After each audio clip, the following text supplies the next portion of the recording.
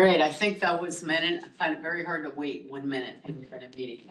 It's like 1 minute of silence. But welcome to today's active transportation forum. I'm Leanne Cheney, active transportation planner for XPC, and I'm facilitating today's meeting. We have some people in the room that I'd like to go around. We'll do introductions for those online that have joined virtually. We can see your name there. We won't go around and do that, but Leanne, then we'll go to my right, Anthony. Hi, everyone. Anthony Hickton. I'm the manager of our TDM program here at SPC. I'm Evan Shaws. I'm the manager of the Transportation Operations and Safety Program here at SPC. Chris Jaros, data analyst at SPC. Hi, I'm Rhonda Craig. I am Public Involvement Coordinator here at SPC. Good morning. Perfect timing. I'm David White. I work with Pogo, the bike share system. Nice to see you all.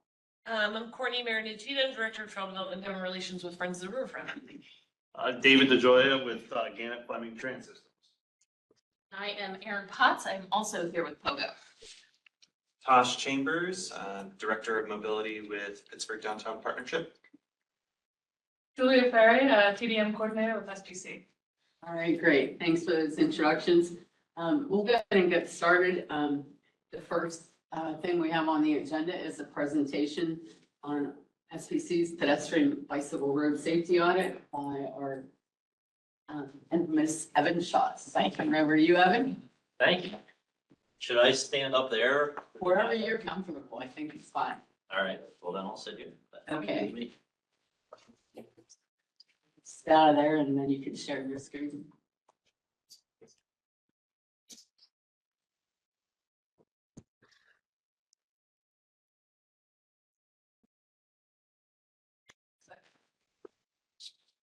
Oh, thank you.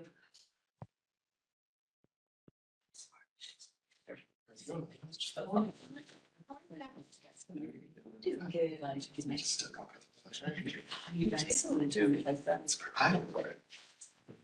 The right in too. Yeah.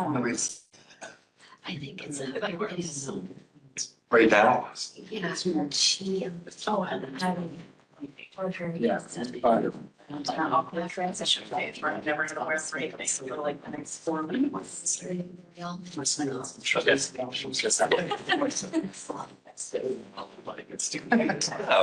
it's fun. I think fun.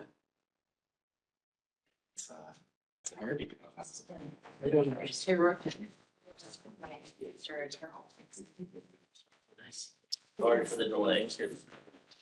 All right, so I'm here to talk about SPC's first pedestrian and bicycle road safety audit. This is something that we're anxious to undertake this year. So the first time that we've ever had anything like this, I guess it had been previously suggested, and we've obviously had a road safety audit program. And Julie, if you mind switching to the next slide. Our road safety audit program was started in 2009 by Doug Smith. We've, through that time, have worked with our planning partners to complete 50 road safety audits. So we were pretty excited this year where we had our 48th, 49th, and 50th road safety audits of SPC's history. So that procedure is kind of like we go out, take a look at the roadway, kind of come up with some field observations, put together a slide presentation, present it to the roadway owners. And then we write a formal document that has safety suggestions in it. And generally the roadway owners will either incorporate those safety suggestions as the budget allows, or decide not to incorporate those based on their professional judgment and past history. Next slide, please. So we started to talk about vulnerable road users, and in 2023, PennDOT completed the vulnerable road user assessment. So if you guys aren't familiar with what a vulnerable road user is, basically anybody who is walking, biking, rolling, or using a mobility device such as a wheelchair And then unlike some other VRUs that would include horse and buggies or riders with electric bicycles and scooters, motorcyclists, PennDOT generally does not. So anybody that is a pedestrian or a cyclist is generally called a vulnerable road user. And then through the safe systems approach, the new most widely accepted way to combat some of this stuff is through layers of protection to both prevent crashes from happening in the first place and minimize the harm caused to those when crashes do occur. So basically engineering the roadway to make it safer for all users. Next slide, please. So I'm sure you guys have all seen this before, the safe system approach. There's, a 5-tiered system here where death and serious injuries are unacceptable. Humans make mistakes. Humans are vulnerable. Responsibility is shared. Safety is proactive, and redundancy is crucial. So as you can see, these get into some pretty in-depth descriptions, but the gist of it is we're all in this together. If people slow down and make better decisions, we're going to reduce the amount of fatalities and serious injuries that we're going to have on our roadways. So through that 2023 vulnerable road user assessment PennDOT came out with, there were MPO focused crash statistics that they provided. So as you can see here, this is, speaking on that there are 19% of the pedestrian crashes that occur are fatal or suspected serious injury crashes. Same way for cyclists, 14% of cyclist crashes result in suspected serious or fatal injuries. And then some of the statistics down below, you can see roadway locations, whether they're mid-block or intersection crashes. And then the statistics are shown, based on total percentage and then percent of fatal or suspected serious injuries. So some of the things that we, kind of common sense, but there's a lot of crashes that occur during the day and a lot of crashes that occur in clear conditions, and it's one of those things is a driver, you don't really think about, the most perfect conditions out there are actually some of the worst, but that's when there's a lot of people using these facilities and you really have to have your head on a swivel, whether you're biking, walking, cycling, driving, anything, so. Sorry, what's the geography that is for? This is for the 10-county region of SPC. So this, jumped the gun, but this next slide there shows you on the top left there, the region. And then obviously VRU crashes occur most where the greatest population density is. And as you can see, the big purple or brown circle there is the city of Pittsburgh. And slowly, some of the other more urban areas there, you have Newcastle, Butler, Indiana, Washington, Fayette, Uniontown, just kind of spread throughout the region. And then on the right graph there, it's pretty difficult to see, but the right cross for cyclists is the most common collision scenario. So it would be, like a right turning vehicle as a pedestrian or a bicyclist would be crossing that street. And then for a pedestrian, the most common collision scenario is just a straight through vehicle, passing through an intersection. So next slide, please. So a focus on safety through education, the first step. So beginning in 2024, PennDOT's investing $850,000 from NHTSA on a new safety education campaign and reducing the number of bicycle and pedestrian fatalities and serious injuries in Pennsylvania through educating. So, and this is one of those things that kind of comes back to me. I really feel that education is a crucial first step in this, but at the same time, we've been putting these signs out to notify pedestrians the steps of crossing a street, and yet out there on the roadway, this is what we find, and I think doing continuing education is great. I feel like we need to make sure that we're, investing our money in the right methods to do that. So next slide. Thank you. PRT's Homestead McKeesport corridor plan. So this was a project that PRT has undertaken, and it, just to make safety and accessibility a major factor for people in this corridor. Our project goals are to improve safety and accessibility, to create a more comfortable experience, and improve transit speed and reliability. Next slide. So as you can see here, the city of McKeesport had some suggestions. That number 11 down there on the bottom right is a new traffic signal that's proposed to try to help people get to and from an existing pedestrian stop there, or an existing transit stop there, excuse me. And then throughout the rest of the corridor, we have some transit stops and some accessibility concerns where, there's a lot of either ramps or through roads that cut through, a lot of different intersections with accessibility concerns as well. So that's where, as you can see in the second paragraph there on the left side, where it says PRT should partner with PennDOT, SPC, and the city of McKeesport to study this complex of ramps and propose alternatives for simplifying traffic patterns in a way that increases safety for people walking and reduces overall vehicle miles traveled for all modes.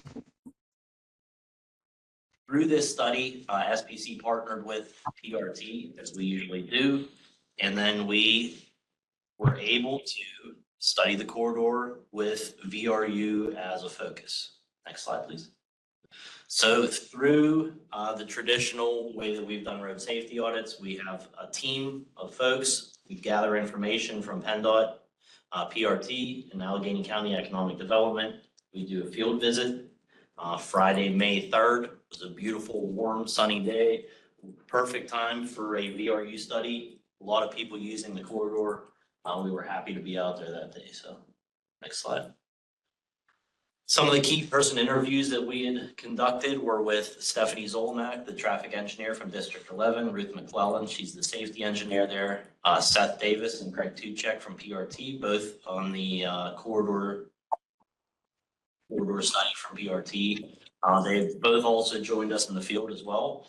And Anna Tang from the League of American Bikers, Brian Perry from the Gap Trail Conservancy, and then Tom Knight, who is the transportation director from the McKeesport Area School District.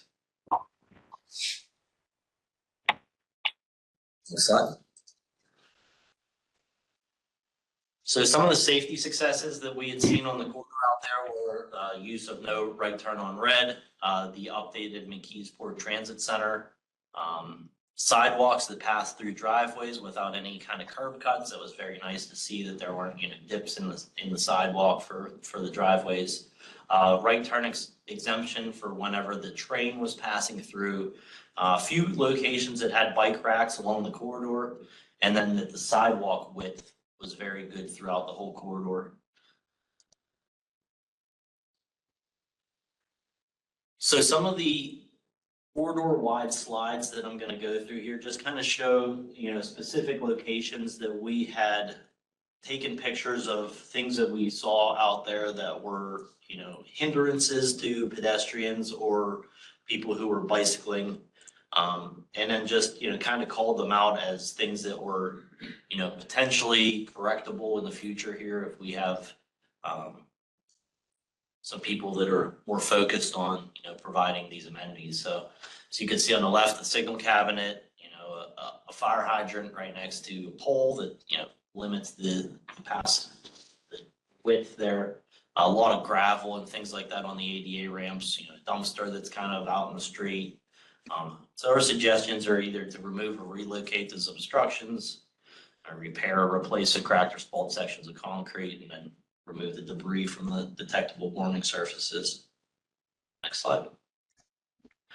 One of the things that we saw out there, and it continues through the whole corridor, was that the depth of the curb reveal was very limited.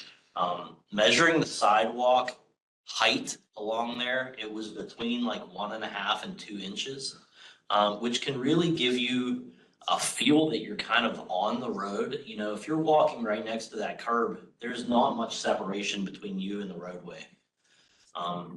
And especially during, a rainstorm or something like that, there's nothing to shield you from, debris that could be potentially deflected off of a car or onto the sidewalk, so.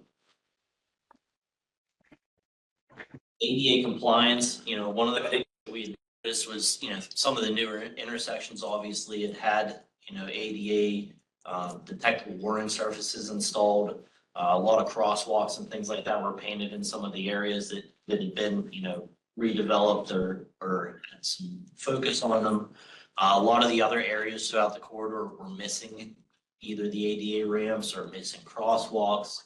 There was some, paint that had been worn over time and could be repainted or replaced. So just some concerns of, just maintenance things. Road diet. So through FHWA, an ADT of 20,000 vehicles per day or less are usually good candidates for a road diet. Lowell Boulevard has an ADT annual average daily traffic of 5,000 to 7,000 vehicles, which is under the suggested threshold. So we kind of looked at some potential scenarios where a road diet would be could be useful or could be implemented in some of the sections there with the width. So, opportunities such as bus lanes, cycle track, vegetated medians or street trees can also calm traffic by, giving the feel of presence of things there.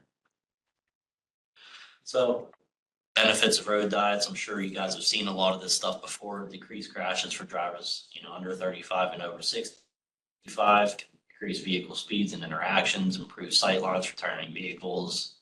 A lot more good things that can come from road diets if we, recognize the fact that our roadways aren't being utilized at the full capacity. Another chart on, road diet features, bike lanes, fewer travel lanes, and the benefits, the positive things that you can get from them.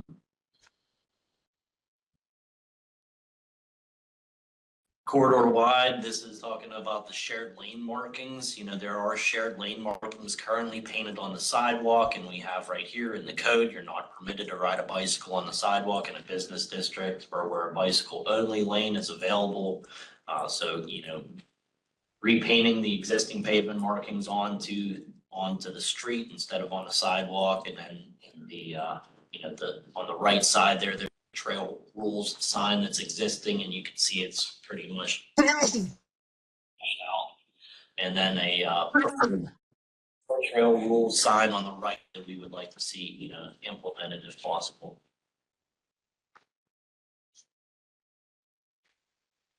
So the McKeesport Transit Center has a couple new shelters and then a couple new bike racks that they've installed. We really like that they have those amenities present there, but we would suggest maybe potentially adding a canopy or weatherproof shelter over top of the bike racks. And then consider maybe a more multimodal shelter, and then additional bike parking at some of the local businesses. Currently, right now, there are some bike racks at the Eaton Park, which is off of the main section of the corridor where the bike trail is. So it would be nice to have some more connections there to try to get people to some of those other businesses.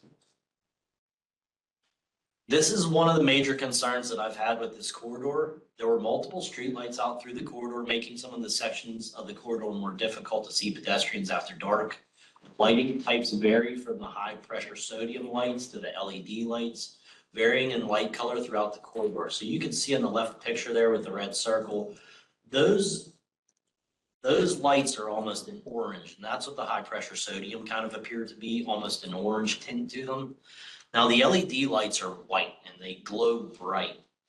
So as you travel along that corridor, you go from like an orange light to a white light to dark. And it just really messes with your eyes with shadows and things like that. And I feel like that could be, as we've, investigated this, there were a high number of pedestrian accidents that occurred at night in this corridor. So first step in something, like one of the most simple things I would think for the municipality to do would be to contact, the lighting folks, electrical engineers, you know, electrical contractor to come out and take a look at their lights and make sure that everything's functioning the right way, and then, you know, replace some of those lights into matching the LED. One of the things that we also noticed along the corridor were a couple different parking garages in vacant buildings. The land is being underutilized, the existing structure is in disrepair, and it's an attractive nuisance. It's still there, you know, there's some graffiti on it. There were some suggestions to make a conversion into, you know, like any type of other, you know, maybe like a last mile transit logistic hub for nearby industry, an EV/bike share charging station. Maybe, you know, this is right next to the Gap Trail. You could have bike storage or a repair station, restrooms and facilities, public space aimed at the trail users. And then you could incorporate considerations for future adaptive reuse and any rehabilitative or reconstruction of the building. And then also, you know, you could just demolish it. And then it would expand potential land uses and then encourage placemaking with new construction there. One of the things that we noticed out there, and I feel like this hits back to the public education, and I know I saw Mavis's comment about, you know, driver education as well, and it's another aspect that we need to approach. Obviously, you know, distracted driving crashes are increasing every single day. You know, that there needs to be more education on, you know, taking your eyes off of the road to look at your phone in the distance that you travel in that time, and you know, the potential impacts. But at the same token, you know, we do spend a lot of money on pedestrian signal heads, you know, pedestrian push buttons and things like that. And on this corridor, there were quite a few observations of pedestrians jaywalking, you know, starting to walk out in the street while there was still traffic coming. You know, there were a lot of different things that made you kind of cringe on, just honestly, you know. And I feel like it's a great place to start the education there. So, and then just increasing enforcement of speed limits, sidewalk obstructions, and other unsafe driving actions. You can see, you know, 2 vehicles parked up on the sidewalk completely. Signage, educational campaigns against distracted driving would be pretty important. Safety skills classes, wayfinding resources, educational signage, phone down, eyes up to the public to reduce risky bike and pedestrian maneuvers, explore safe routes to school, in the school or summer programming for kids, and then initiate commute info outreach, alternative commute incentives for employees to reduce single occupant vehicle use on the corridor. People biking were observed riding across the crosswalks. Automobiles are not required to yield to bicycles, bicycles being ridden across a crosswalk at a trail crossing, for example, as the bicycle is treated as a vehicle. A better choice is to dismount and walk your bike across. That was quoted from bicycle safety in Pennsylvania laws. So one of the ways that we could also help pedestrians through this corridor is to provide consistency. So the pedestrian timings, push buttons, and actuation were inconsistent along the corridor. Some intersections, Locust, Sheridan, and Huey, have no right turn on red restrictions. Some pedestrian signal head bulbs were burnt out or damaged. Most of the corridor crosswalks and stop bars were faded. So one of the things that you can also add would be lead pedestrian intervals. Lead pedestrian intervals can reduce pedestrian crashes by 13%. It gives them kind of a head start to get into the crosswalk and establish themselves before cars get the green light. And then to replace the push buttons and signage with audible acoustic push buttons, replace the faded no right on red signage and signage to all signalized intersections, replace the damaged pedestrian signal heads, restripe pedestrian crosswalks and keep the piano style, and then restripe the stop bars and add where missing. Stop here on red signs to ensure vehicles did not stop in the crosswalk. Next slide. Thank you. PRT's McKeesport Transit Center and parking lot is located between Sinclair Street and Huey Street. There are multiple bus lines that serve residents along the corridor. Heritage Community Transit also serves the McKeesport corridor as well. There's 7 bus stops on the south side of the corridor and 6 on the north side. 4 bays within the transit center also serve. And then some of the transit stops are located on the far side of the intersection at mid-block locations or at locations that are not accessible at all. So if you see Chris from WRA there in the middle picture, that's an island that kind of runs between McKeesport, Lyle Boulevard, and then businesses that are kind of back to his right. That's parking that's in between there, and there's a transit stop right down from him on that. So it's just, locations like this that might not be accessible to everybody, where you're walking, around a pole, down, a concrete, paved median, just to get to a transit stop might be better served in a different location. Next slide. So this is the intersection at Locust Street. I wanted to call this one out just because we noticed that like the ADA ramp was greater than 12 degrees in slope. And these are just, some of the kinds of things that you see out there on corridors where you might not necessarily pick up on something that is, a giant deterrent to every pedestrian, but somebody using a wheelchair trying to go up an ADA ramp with a 12-degree slope or greater, it's pretty difficult, especially if you're in making a long run along a corridor and you have certain ramps that you have to get up and down. Some of the overhead luminaires are not LED. There was red light running at the intersection. The extra lane parallel to Lyle Boulevard causes additional conflicts for pedestrians. And then obviously, like I said, the ramps are greater than 12 degrees in slope. Now, curb ramps shouldn't exceed 5 degrees in slope. And, that's pretty concerning. So next slide.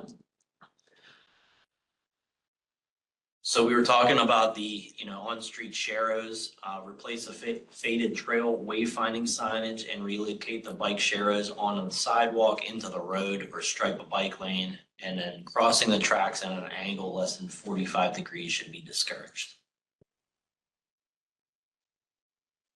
This is wayfinding and gap trail signage. The westbound wayfinding directional and information signage for the on-road access to the gap via Locust Street is not conspicuous and the sign has been vandalized. There's no signage on the eastbound approach, graffiti on the signs, and building creates an unwelcome atmosphere that appears to be unsafe.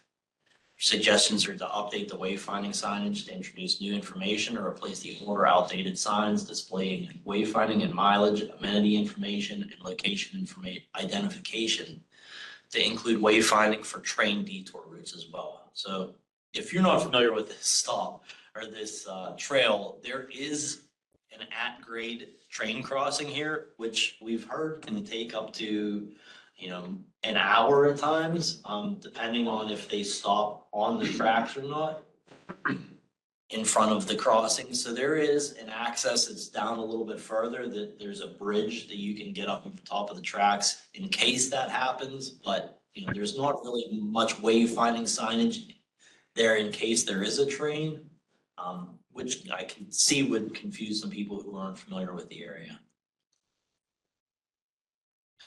These are just some examples of the signage that's out there currently. Again, a little confusing. There's quite a few signs in a narrow kind of tucked away space there behind the parking garage. And then one of the intersections a little bit further down, can't see the top, I apologize, I can't remember which. I think it's Evans Street. Fifth Avenue, I apologize. The intersection is wide open and the crossings are very long for pedestrians. The signal cabinet limits the sidewalk accessibility and blocks the bus stop sign. The section's pretty dark at night. It's because it's very wide.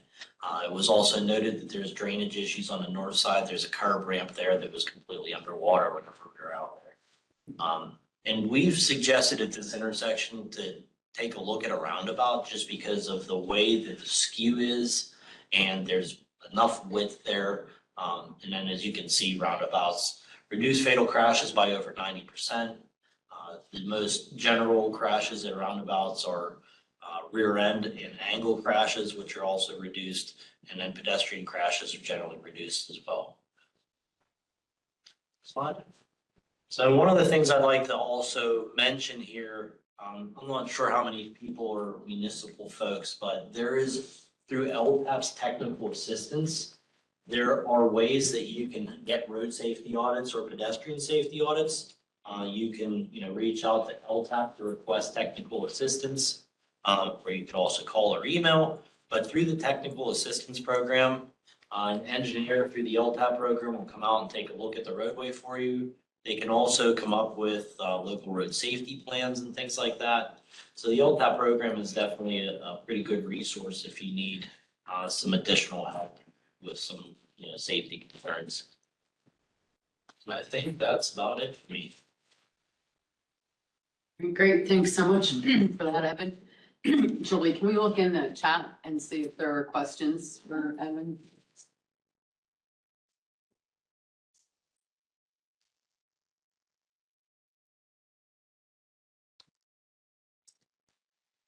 This is asking, was there an opportunity for you to engage with the user survey to residents, adjacent businesses, and No, there was no community survey. Generally, we don't do community surveys with road safety audits. It's between, the roadway owner who generally requests these types of things. And then, SPC and the SPC team. And then the studies aren't generally, given to the public. It's a safety study, so it's kind of protected under Pennsylvania law. So it's, it's disseminated by the roadway owners and whatever they decide to, incorporate into their upcoming projects or things like that are generally how it works. We have in the past done some cost benefit analysis studies after the road safety audit. So, generally if we'll go back out and see that some of these safety suggestions have been incorporated, we will, try to do an after analysis, generally, gathering crash data and trying to come up with some statistics on, benefits of the said safety suggestions. I have a question in house. Good morning. Hi, everybody. I'm with Velo AI, where I know our founder, Clark, presented to the group a couple of months ago. And I'm just wondering, one of the things that we've talked about doing is, the little yellow guys that you put out on the road with the flag that say, like, kids are playing. We've talked about taking some of the guts out of old Copilot devices, which essentially is a camera that can watch the road, leveraging AI, and putting those around town to just see what cars are doing. This was sort of our own personal response. We both have young kids to the recent fatalities that we've had in the region, and just seeing, what we can capture with a slightly different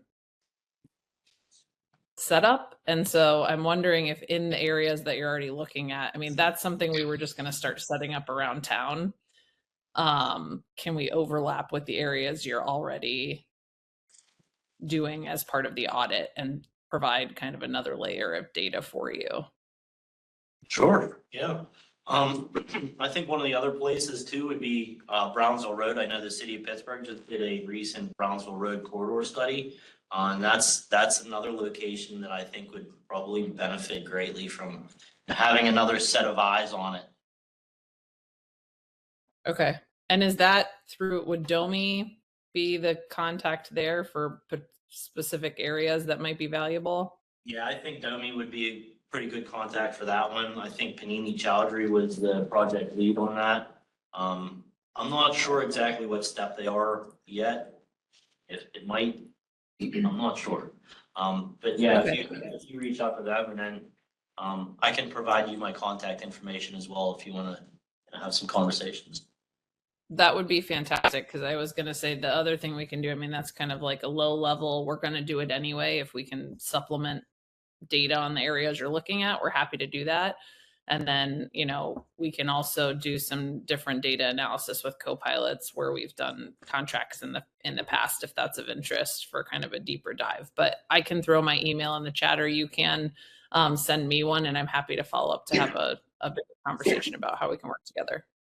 Perfect, thank you, Alice. Another possibility for working people is with the trail groups.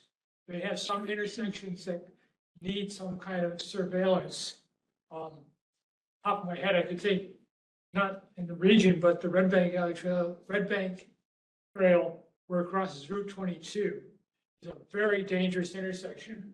So if they had some videos there, that might help them convince PennDOT and for the commissioners to install a Red Rock crosswalk.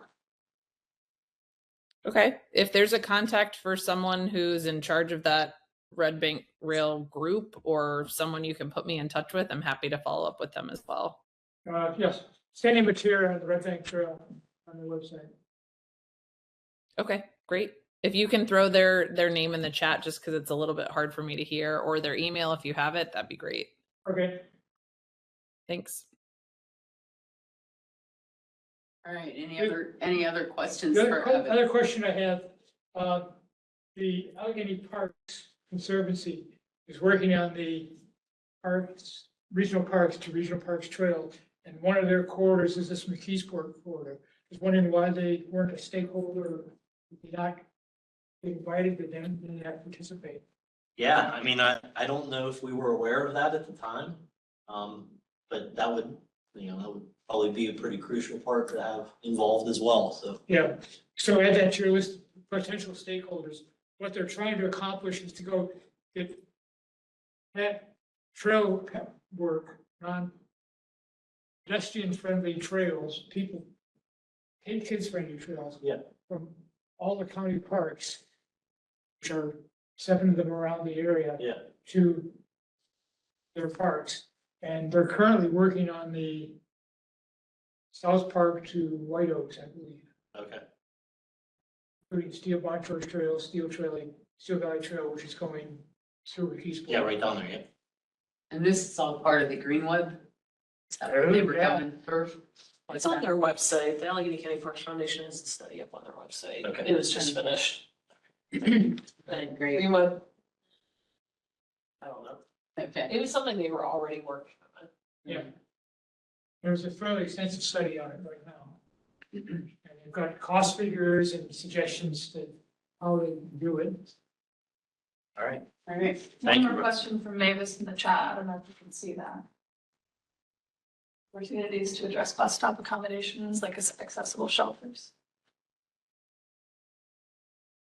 Yeah, I think, that's one of those things, it's easy for SPC to suggest bus stops. We can say, put a bus stop everywhere, I think the hard part is, this corridor is owned by McKeesport. McKeesport's had some issues with crime. And some of the issues that they've had apparently were with people just sitting at these bus stops, and you put in a shelter somewhere and it's the difference between the people that are actually using it to ride the bus and people that are using it to, whatever else they might potentially be doing. There are some areas that did have some shelters that we said to potentially upgrade the shelters, whether it was make them better accessible or to provide additional space maybe for, like a bike parking or something like that. But we have a hard time telling people that they need to put things places because we can't really make that decision, I think that's, PRT has a pretty good handle on where they need their stops. They have their ridership data and things like that. And we can kind of suggest, but we didn't really get into too much of that. Seth, if you have something to add. Yes, so this is a corridor that we have an active project moving forward on. It's our Homestead McKeesport corridor. And we didn't propose many changes in this section because of the nature of the road would need to change to facilitate some of those adjustments. We do have something proposed at the farther end outside the corridor area, or outside of I think the segment that the audit occurred in, upgrading a new potential signaled stop. But we would welcome, and we did some analysis in terms of road capacity, and it warrants potential road lane reallocation or a road diet. But that needs to come with more funding. It needs to come with more planning involved. But we would only change our stops probably in that environment once a road diet or changes to the road structure would occur. It's very uncomfortable now. We've heard, and PRT does hear the crime aspect. I would, you know, transit gets a bad rap in certain spaces, but there's a dignity aspect to this as well. I think there are an okay number of shelters. There likely could be more based on ridership, but it's not a fun corridor to wait beside. If somebody made the choice to wait beside this segment, they have their reasons, I guess, is where I'm at. So I shared a link to where the existing project is, but we welcome partnering with McKeesport, PennDOT, others to maybe advance something a little deeper. I missed the earlier part of the presentation, Evan, and I don't think I got to see a copy of the RSA prior to this discussion. So I can't really comment on what was presented. Thanks, Seth. I think you did see most of this. This is just the presentation that we presented back to the, the roadway owners and stakeholders whenever we did our, the review, basically, so. Okay.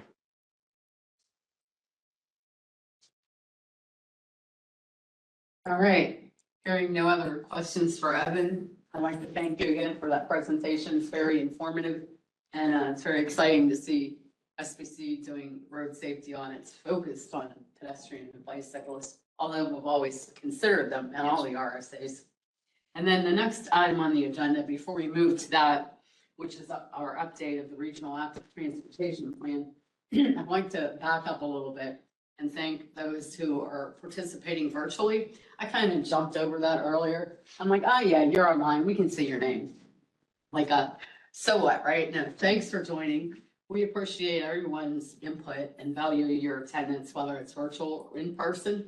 Although today, in-person folks do have an opportunity to go on a social networking bike ride and enjoy some pizza. But whether you join virtually or in person, we really value your input, and we'll be relying on you for input as we update the active transportation plan.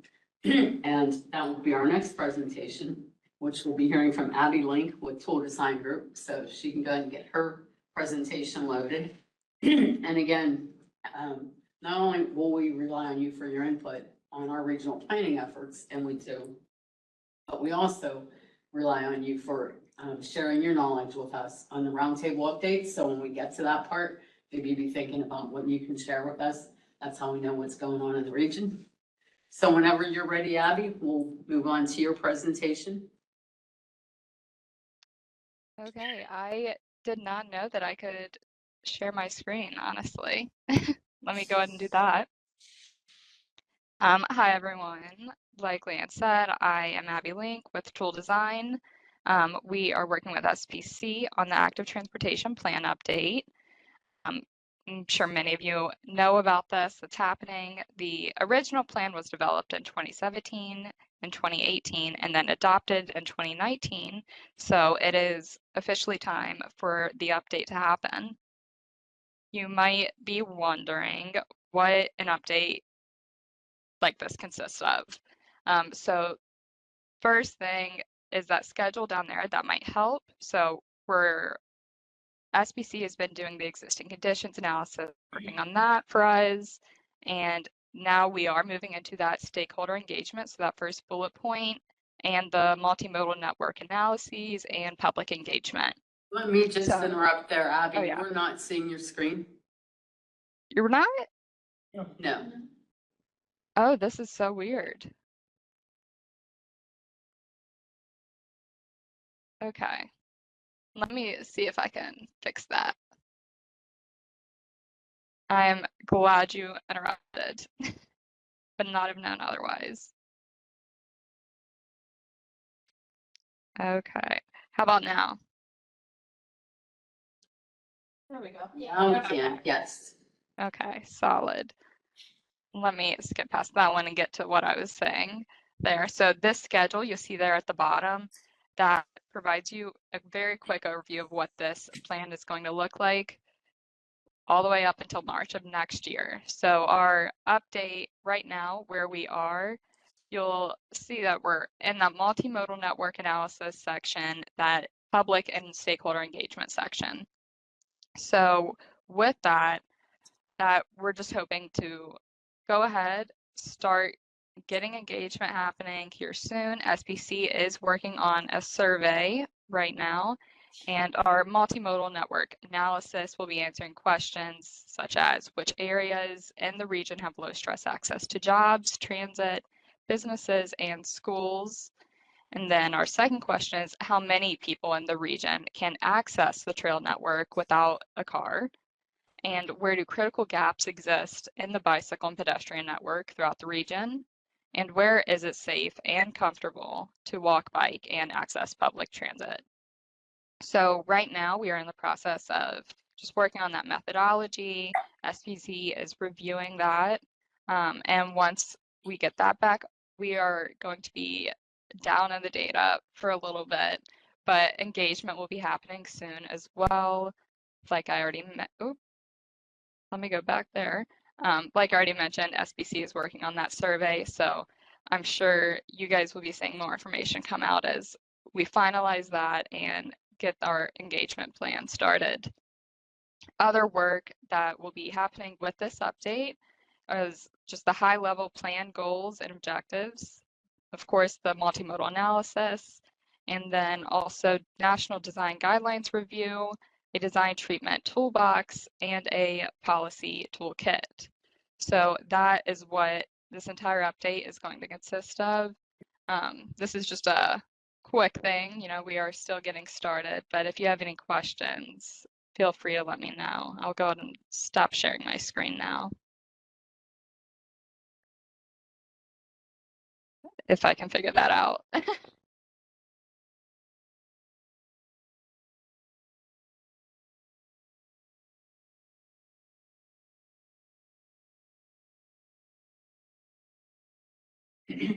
All right. Any questions for Abby? Where we're at in the process of updating the transportation plan. All right, well, hearing none, I'd like to also add that in addition to the work that Tool Design will be doing, we're doing a lot of work on the update in-house. And Anthony, Julia, myself, and Chris Jaros have went around to different counties throughout the region to gain information and the update of existing conditions, any plans, projects, programs, and infrastructure going on in each county as part of the existing conditions update of the plan. And the same as within the past, rather than doing one chapter of existing conditions for the plan, we pull it out and we do 11 individual active transportation profiles for each county in the city of Pittsburgh. So we've completed, out of 11, we've completed 8 to date, and we still have 3 pending. So we're moving along on that end.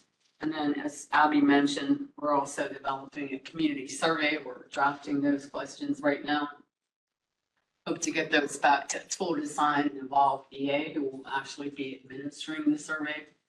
So it will be that opportunity for community engagement input.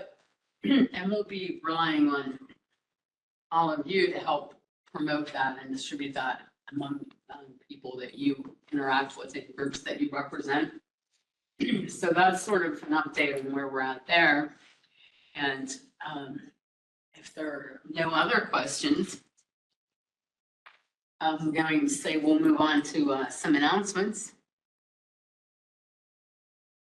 Which are, one, if you're not already aware of it, the Western Pennsylvania, the first inaugural Western Pennsylvania Trail and Greenway Summit is being held this Wednesday and Thursday in Clarion, PA. And Wednesday will involve excursions in the afternoon. You can choose a bike ride or a hike. And then an evening reception at Lost in the Wilds. Is that right, Courtney? Yeah. And then the summit itself is on Thursday, almost at Sunday, Thursday from 8:30 to 4:30. Yeah, Penn West. Penn West. or formerly Clarion University, if you don't know. Yeah. And I believe registrations closed last week, so hopefully if you plan to attend, you got in on that. So we're excited about that first Western Pennsylvania. They will be taking some day of registration, so. Okay, But yeah, but if you reach out before to pack just in case. okay. But they said they could take some day of. Okay, great. So there may be some day ups, okay.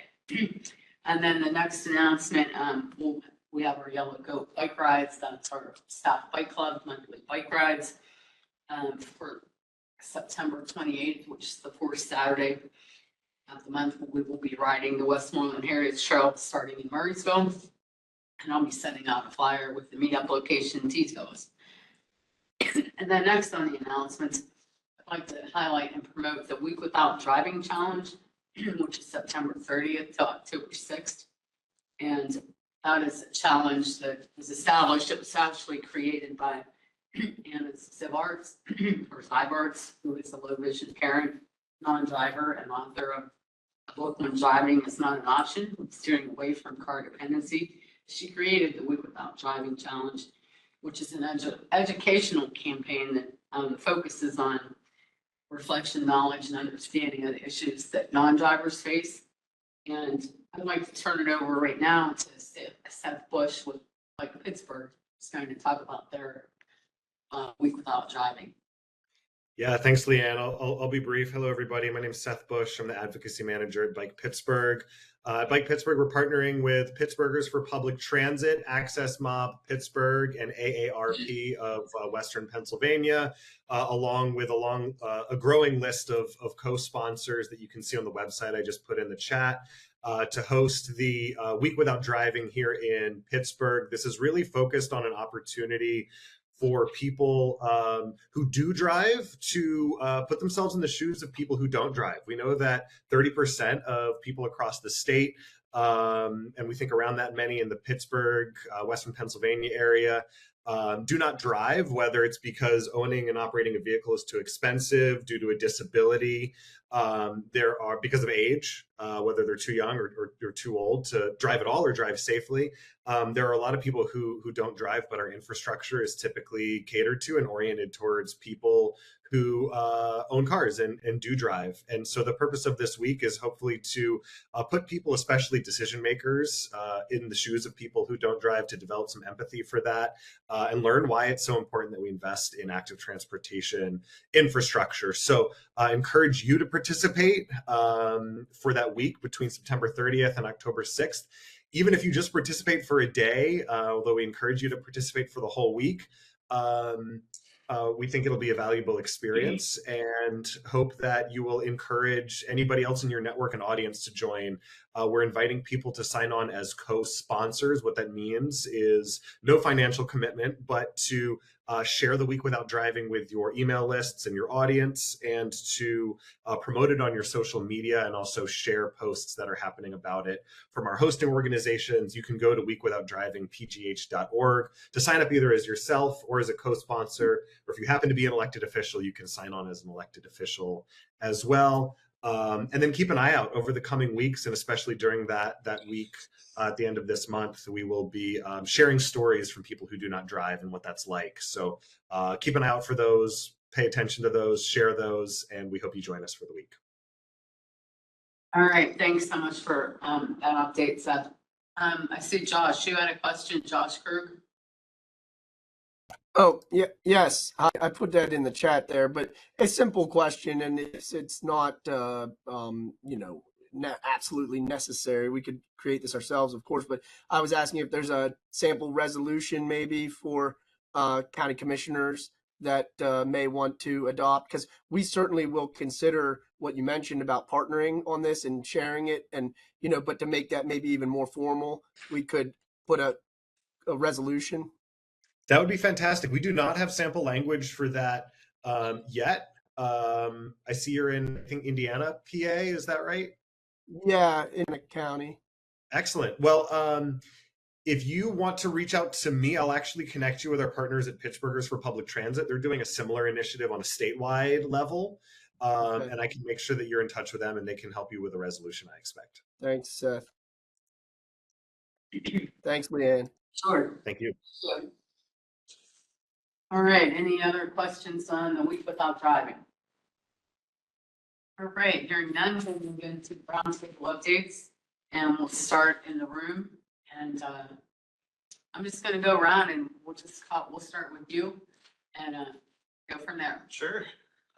So Tosh Chambers from PDP here. I'll mention that we're kind of in the phase of doing a significant amount of planning around public space in hopes of constructing some or updating some spaces in advance of the 2026 NFL draft that will be happening in the North Shore and downtown.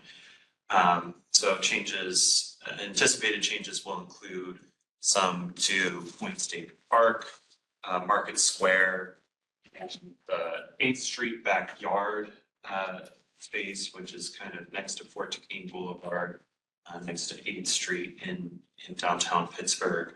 We're underway and working with the conference who's leading the planning effort and their consultant field operations.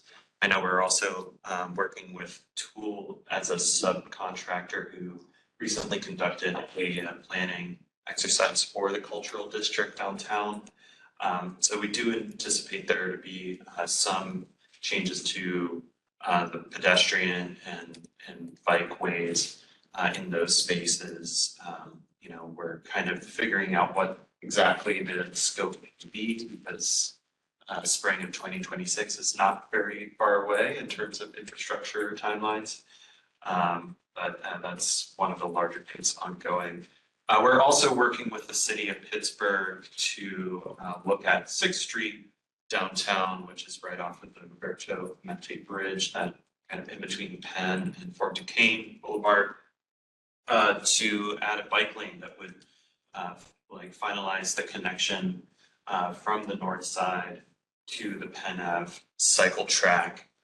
So we're kind of in talks with them at this point as to how we fund that, at which point, we'll start to get into design and more engagement with the community.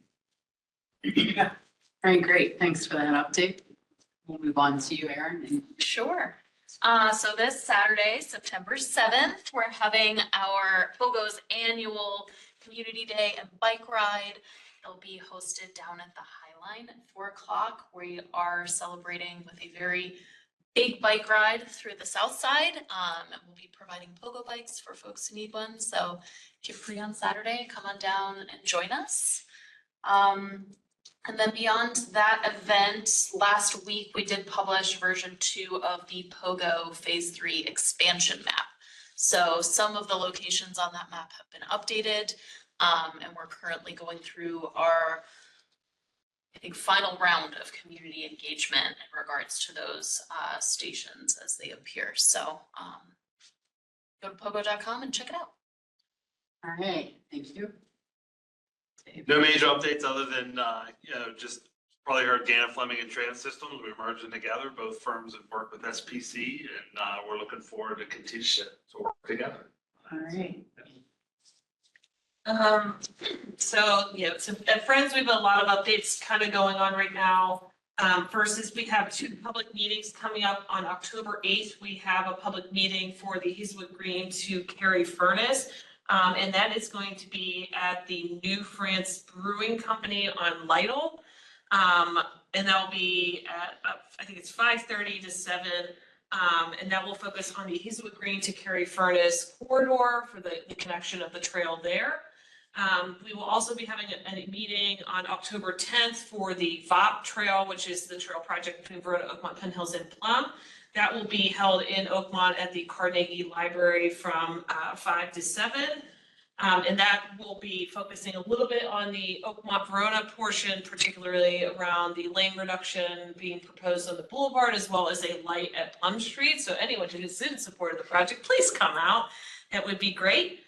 We are also kicking off planning in Tarentum, following up from their planning study that was completed. So we're moving into design and engineering. That will go from Pittsburgh Brewing Company to the trail and construction in Brackenridge. We have also almost done finishing installing 6 new counters out on the trail. So Leanne, I will get over those locations to you and we'll figure out how to share that to you. But one of them is really close to here. But yeah, so we have those that was funded through a grant through Allegheny County's Trail Development Fund and DCNR's partnership program. So thank you for that. And then the last thing we are working on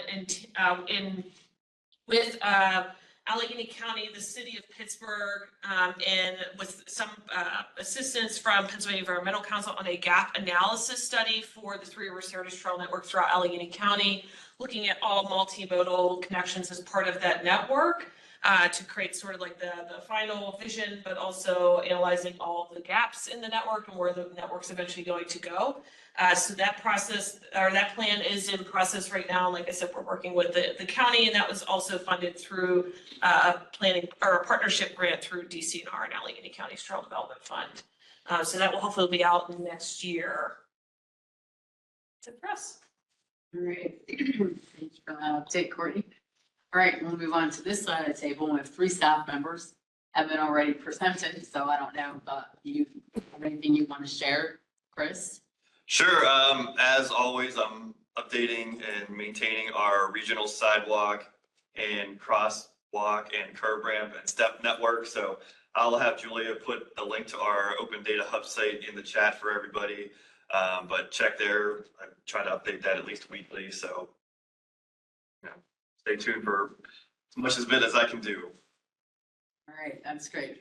And I've heard a lot of compliments throughout the region, Chris, on that work and thankfulness that it's out there. So thank you for that. Your work is not going to the I hope not. And in conjunction with the work that Chris does, we're doing, we just had our consultant selection for our Safe Streets for All Allegheny County Comprehensive Safety Action Plan. So that's should be kicking off here within the next month, and we do a lot of safety analysis, outreach for people in the Allegheny County portion of the region to get some safety data gathered and hopefully come up with a safety action plan for the county. Sorry. That's great. You said that was, did you say the consultant was selected or not? Consultant selection was just last week. And We who's picked going to be? Kimley Horn team with AECom and French Engineering and Subs. Very great. Anthony, anything? Good, thank you. All right, David, anything that Aaron did? Yeah, Aaron and I are tag teaming today, and if you could forgive me for maybe just asking for 1 minute of your time. My processing is probably a little slow from like the charcoal smoke that penetrated my brain over the weekend. But I'm just now getting to a point of reacting to the pedestrian and bicycle road safety audit presentation by Evan. And I had this like mental sort of clash in seeing the presentation and acknowledging that like, yes, there are cracks in the sidewalk, there's missing lighting, there's some ADA ramps that are too steep. And having physically walked on that section of Lyle Street before and ridden my bike. And it's a very different kind of image and sensation that I have inside me about being there in person than what it is, the images that I was seeing on the screen. And all of those things that you presented are true. I'm not saying they're not true. They absolutely are. But I think there's something more to being a pedestrian in a corridor, like the sort of feel of what does it feel like? Would you walk with a small child? Would you feel comfortable waiting for a bus? I think, we heard from PRT, Seth said like, if you're waiting for a bus there, it's a choice that you're making because you don't have any other choices, I think is kind of paraphrasing what he was saying. I wonder, my suggestion is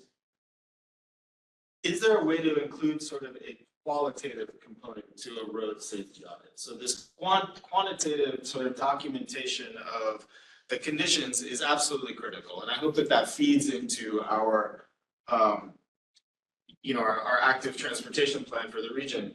But is there some other also question that we could ask or sort of description, because on Lyle Street, it's terrifying. You feel terrified to walk along that sidewalk. There's 4 lanes of traffic. They're going 50 miles per hour in between stoplights. And if I had to walk there with my young children, I might consider like getting a lift to go from one section, or an Uber to go from one section of McKean to the other, because it's so uncomfortable. And so how do we capture that? How do we sort of like bring that into our road safety audits to make them feel more meaningful? That's my question. Sorry it took longer than 1 minute. No, that's fine. And I have some thoughts on that, but I'd like for you to go ahead first, Evan. Yeah, and I think that's where, you get into like the level of service, and I'm sure you've seen that before with, the Ds and the Es and the Fs being completely, people are scared for their lives to be out there on the roadway. Yeah. But I think we're also at a point where we need to identify there's different users out there. And whereas you might be out there with your kid and feel unsafe, there are literally 8-year-old kids running across that street. Yeah. Feel comfortable doing it. Why else would they do it? Or they just don't have any other choice. Well, I guess that's the thing. The other choice is waiting at a signal for the pedestrian, amenities to work. And that's the education point, where we have a lot of people out there that have these amenities, they can cross the street way safer than they are, but they either don't want to take the time to do it, or they don't want to rely on the technology that's been put in place to help them do it. And I think, it's the same thing with a driver that gets in his car and immediately picks up his cell phone when he stops at a red light. That's a behavior that we have to address. It's not necessarily, it's against the law. Is it going to be that, that state trooper pulls beside you and gives you a ticket and changes things? Or is it going to be that person that steps out in front of you and you slam on your brakes and your phone goes flying and your coffee spills and you realize, man, I almost killed somebody. Yeah. And I think there's, this problem that we're facing as a society is, is your life worth me getting to work 2 minutes earlier? And that's the question that people need to ask themselves. But it's not just, obviously you've already asked yourself that. I've already asked myself that. It's the people that are out there that just walk out in the street. I mean, people get off buses every day and walk around a bus blindly and step out into the street. And it's like, how do you convey the message to that person that you're taking your life into your hands every single day that you do that, I mean, we have streets all across our region, and it's unfortunate, with this Allegheny County Comprehensive Safety Action Plan. Liberty Avenue, a guy was killed on Liberty Avenue last year. In the crash details, it says stepped off the curb without looking, And I mean, that's, as a pedestrian, if you're willing to step off the curb without looking, that's something that you need to think about, I guess, yeah, kind of like going back to that original framework of, there is a big piece in there that says humans make mistakes. Like, we acknowledge that. And I think if we design our streets to accommodate those mistakes with lower speeds of traffic, like, if a car had been traveling only 20 miles per hour when they hit that person would be alive today. A better chance, yes. Those are good points, Dave. And what I wanted to add on that, on your question about the qualitative side of things. Yeah. I'm currently working with Verona Borough, the community organization there, to conduct a walk audit. And when they approached me to ask if we would do that, I thought about, why am I going to do this since it's not duplicating a road safety audit? And that needs to come from the road owner, not the community. But I concluded they're 2 very different things. And the walk audit is more community oriented, qualitative. Yeah. And we'll be looking at things like, how do I feel here? Am I comfortable? How do the drivers behave? Do they stop for pedestrians? Will I let my kid bike here? Will I let my kid bike here? We're not, we won't have engineers involved. PennDOT district staff. It won't be the data-driven focus, which we need. We need both. Yeah, definitely. So I'm hopeful that that addresses more what you had in mind, David. Does that? Yeah, I think so. So with the road safety audits, do they look into like not necessarily like the failure of technology, but the fact that it may just not be working the way that it should? Because like I know. Like we've been looking at other intersections, like the crossing at the Hot Meadow and Second Avenue, like that is a popular trail crossing. I hate crossing there. altogether. I've almost been hit so many times because like it turns, you know, the light turns for walking, I dismount to walk, but cars do not care.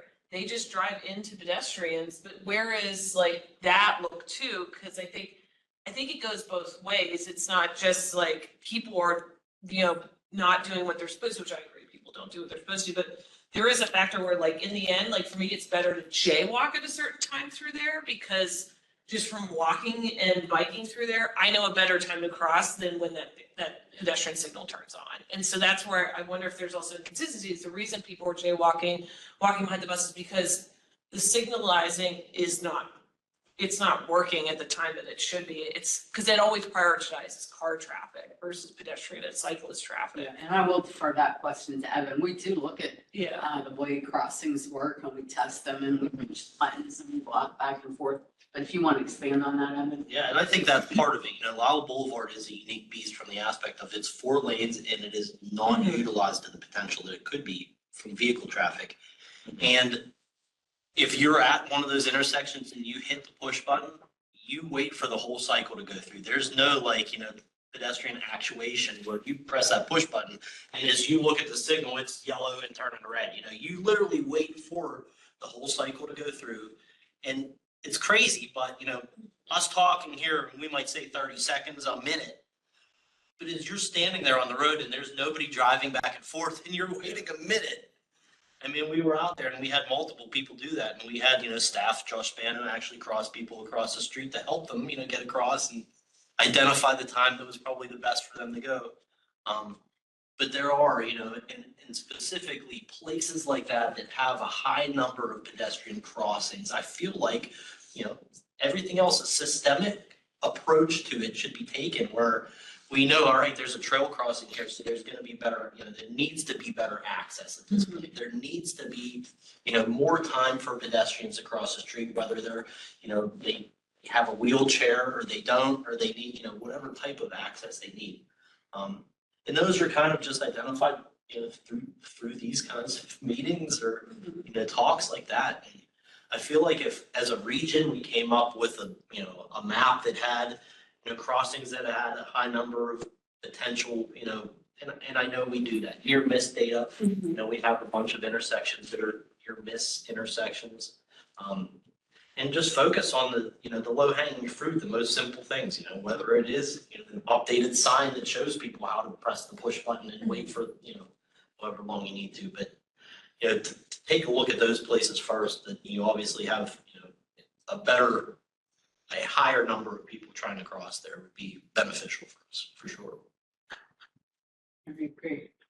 All right, that wasn't necessarily a roundtable update. Yeah, sorry. But no, I appreciate the dialogue. Thanks That was for great. No, that was great. All right, we'll move on for you, Roy. Trail Volunteer Fund, noteworthy project with willing volunteers, should suffer for a lack of tools and materials. This year we've made over 14 grants and not done yet. That's great. It's a 1-page application, please, not 20 pages. Let's keep it simple. Keep it simple. It basically solves the niche, be something that the trails can do out of the basement, the volunteers can do out of their basement stuff, or that it takes to write a 30-page grant to go to GCR with. Or do you guys work with Boy Scout groups at all, like Eagle Scout projects or anything like that? We have supported lots of Eagle Scout projects. There are probably 10 of them, I think. So I think off the top of my head. They're shoulders, they build shoulders all the time. The road by the Dilltown thing where it describes historical event from a Girl Scout project, so the Girl Scouts can also come in. Yeah. That's great.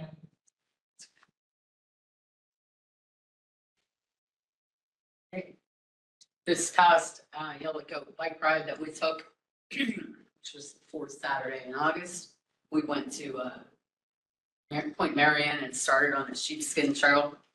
There's a connection there. Just bear with me for a minute. And then we went into West Virginia and biked on the Mon River Trail we ran in for Seneca Center, but just a little beyond to have lunch in a local business there. Anyways, I've shared this information with Ella Belling, who is the director of the Mon River Trails Conservancy. And I sent her some photos because she gave us a lot of upfront information about the trail and good tips and advice. And her response was, I think that's Roy Will in your group. He's a great friend of Charles. So I wanted to share that with you, Roy. Thank you. All right, Julie. Elliot has done 4 or 5 projects with us. Yes, she does a lot. She's great. But yeah, I wanted to share that with you. And then we'll move on. Julia, anything you'd like to share? Not any more than Anthony had. Okay, great. All right, how about online? We have a little bit of time before which the pizza arrives. We have a lot of time. And the bike ride, we'll have to work out those logistics. But I don't know. We'll start. I'm looking at the top of the screen there. We'll start with Josh Group.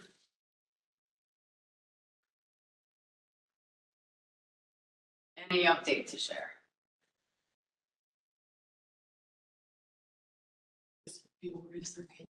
Yeah. Sorry, I lost my page there.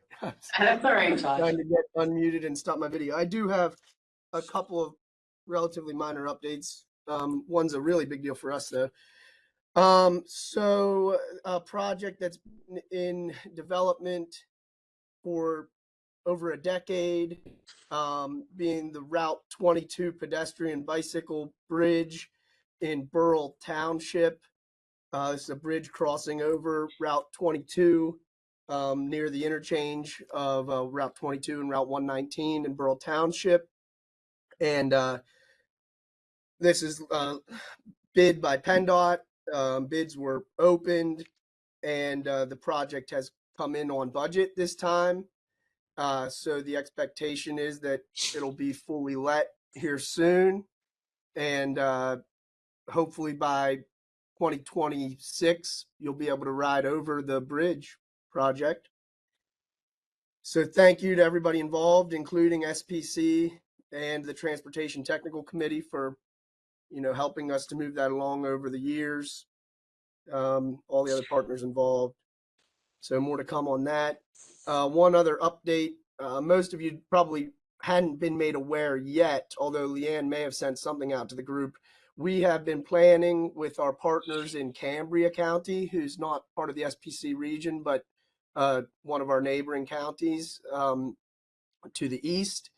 The Ghost Town Trail and the Hoodlebug Trail run Hoodlebug in Indiana County, Ghost Town Trail in Indiana and Cambria counties. Those combine to connect downtown Indiana with downtown Evansburg by way of, I guess it's probably like a 45-mile ride if you include the Hoodlebug to Sailor Park in Burrell Township, and then the full length of the Ghost Town Trail. And we are planning an event that's going to be known as the Indiana and Cambria Counties Seat to Seat bike ride. And it was to take place the first go of this. It's going to switch back and forth the direction of it each year in terms of the starting point. It was going to be on September 21st of this year. It's unfortunately needs to be rescheduled. We were at the very closing moments in terms of formalities and liabilities and that type of thing for the trail usage, and we just couldn't ensure a successful event in the time frame that we needed to. So and there's too many other events on other dates, so we have to push it to 2025. Very unfortunate that we have to do that, but it was the prudent move to ensure that us, Cambria County, and the Cambria and Indiana Trail Council are able to put on a very successful first event. So we'll update you in the future as we do put on that ride. Thanks. All right, thanks for those updates, Josh. And I did send out the flyer about the Seat to Seat ride scheduled for September 21st. So it's very good to hear that that's being rescheduled to 2025. All right, anyone else online would like to share a roundtable update? And if I can yeah. Put into the chat a link for the land use webinar series, Penn State Extension, the current series. Folks may be interested. The recordings are available for the July and August sessions. July focused on homelessness and housing options, and pulling folks that provide services to homeless folks and planners that plan for housing. That was the topic. If you want to see that recording, that's in the series. In August, we focused on finding the right audience for your planning efforts with some ways to think about who all you should have involved in your plans, what stakeholders are important, how to engage them. And coming up in Westmoreland County, we have Brian Lawrence talking about the blight initiatives that have been going on, the blight summits and some of the successes and what they're working on, along with Joy Ruff from the Local Government Academy. And then in October, again, focusing a bit on Westmoreland County planning districts with Victoria Bear, Jason Rigoni, and Kip Van Blarcom as the presenters. It looks like we're going to have Lancaster County focused on as well. And then probably more useful for this group in November, active transportation planning. We're going to focus a bit on some of the successes and implementation that's happened in Verona, where I know you're working. Also, Quarryville Borough, and a place where we worked last year, Huntington Borough, with a concept known as Lifeways. We'll talk about where whenever you see the desire lines that are the paths leading to the pharmacy or to the Dollar General or to the Walmart or whatever your daily shopping needs, your pharmacies, Huntington's prioritized making improvements along those desire lines in their active transportation plan. So I think folks will be interested in seeing that and perhaps figuring out how we work that into our regional transportation plan as our regional, not only active transportation plan, but transportation plan on solutions for that challenge. Those folks that need to walk for their daily needs, how do we make sure that they have safe, accessible paths to do so? Also, let's see, after the webinar series, just an update on Westmoreland County. Stay tuned. Smithton and Scottdale passed a plan a number of years ago. They're still working on implementation of various steps of that plan. Delmont had a nice, small, low-hanging fruit connection made within town to create an ADA accessible connection between an alley and their main crossroads intersection as a way to demonstrate what could happen in connecting them to the Westmoreland Heritage Trail more long-term. So that's an implementation success from last year's plan. Greensburg's working through an active transportation plan currently. Perhaps others on the call can provide an update on that. Norwin is in the early stages of improving active transportation in the North Huntington and Irwin area. And Vandergrift will be starting an active transportation plan this fall. So lots of good active transportation planning and implementation things to look at, pay attention to in Westmoreland County and this region. So I'll wrap up there. All right, thanks, John. Appreciate that update. Anyone else online? Hey, this is Ann O'Gorick with Allegheny County Economic Development. I'll just mention that Economic Development will be announcing its 2024 application cycle for the Active Allegheny Grant Program.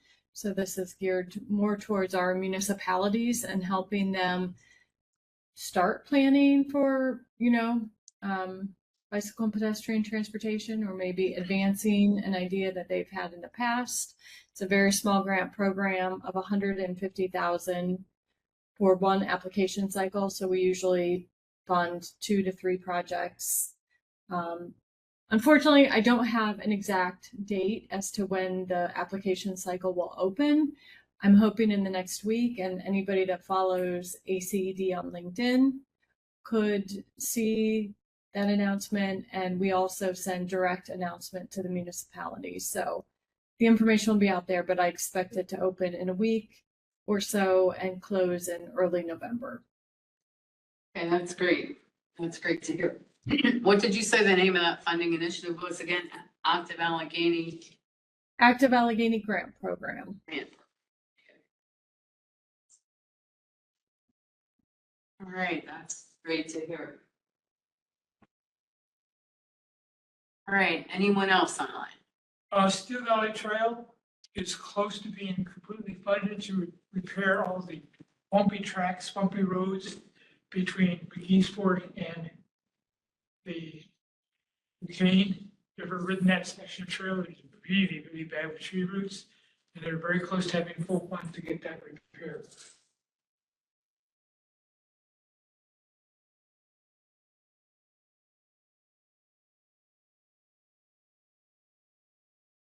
All right, so another good update.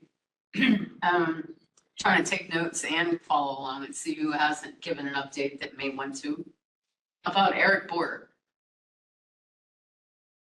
Seth covered the main thing we wanted to get across, which was the League Without Driving stuff. So I Okay, think he great. covered it. Yep. Thanks. Yeah. And Mavis, do you have anything to share? I don't know if Mavis is still with us. Oh, sorry. Issues with my mic. No, I would like to just share that we did go through a road safety audit along the Belfield corridor in Oakland from Center to Forbes Avenue.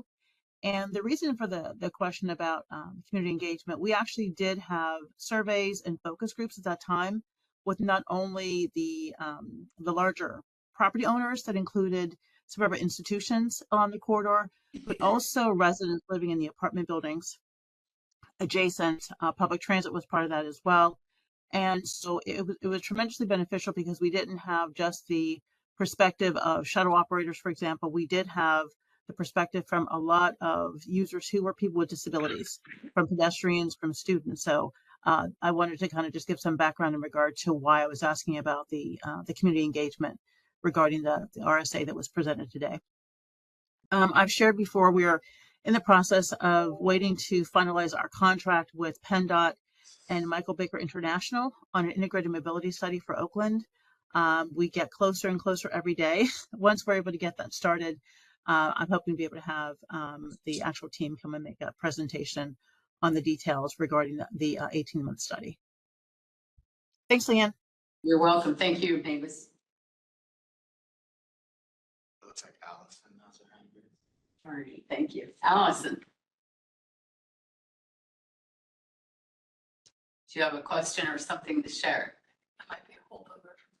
Oh, maybe that's a raised hand that didn't get lowered. Okay.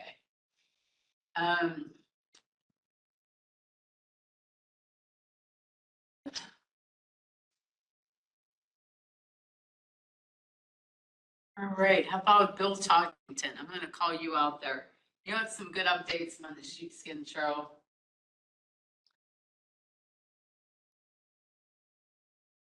And your new bike parking.